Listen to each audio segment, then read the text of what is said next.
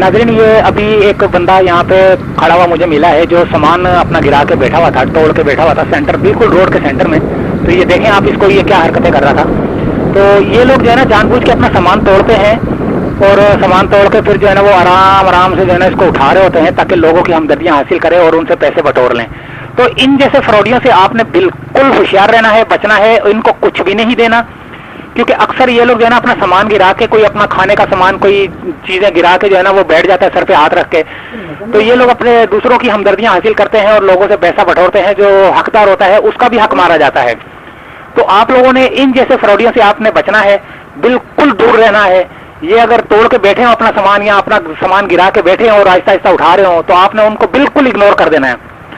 तो ये देखें, ये भी हरकतें ऐसे ही कर रहा था।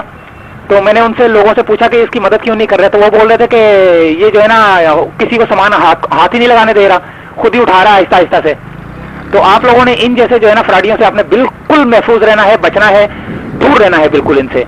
ये बिल्कुल फ्रॉडिये लोग हैं।